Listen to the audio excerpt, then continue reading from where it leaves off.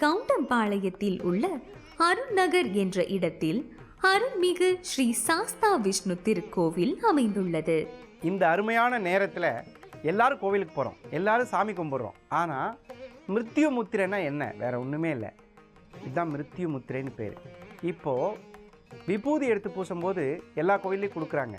இப்படி கையில் வாங்குகிறோம். வாங்கின உடனே இந்த மிருத்யு புள்ளியில் தான் எடுக்கிறோம். மிருத்யுங்கிறது மான் அர்த்தம்.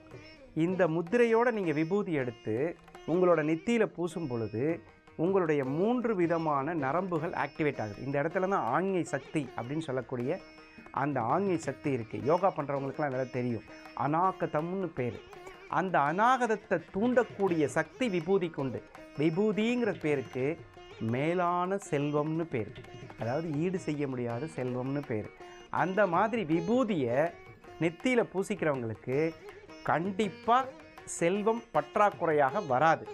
அதிலும் குறிப்பாக மிருத்யு முத்திரை எடுத்து நிறைய பேர் பார்த்திங்கன்னா இந்த மான் அப்படின்னு சொன்னாலே அது ஐஸ்வர்யம் பேர். மான் அப்படிங்கிற விஷயம் ஐஸ்வர்யம்.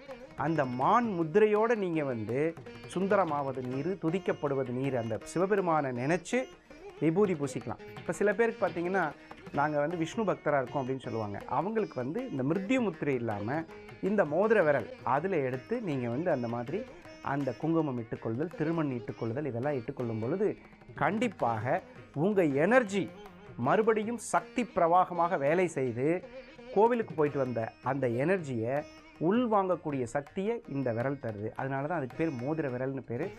தங்கச்சத்து அதில் போடுறதுனால தான் தங்க மோதிரம் அதில் போடும் பொழுது கண்டிப்பாக உங்களுடைய உடம்பில் இருக்கக்கூடிய தங்கச்சத்து அதிகமாகிறது தான் நமது முன்னோர்கள் விபூதி என்ற மேலான செல்வம். உடம்புல தங்கச்சத்து குறைந்துருச்சுன்னா அவர்களுடைய மரணம் நெருங்கி கொண்டிருக்கிறதுன்னு அர்த்தம்.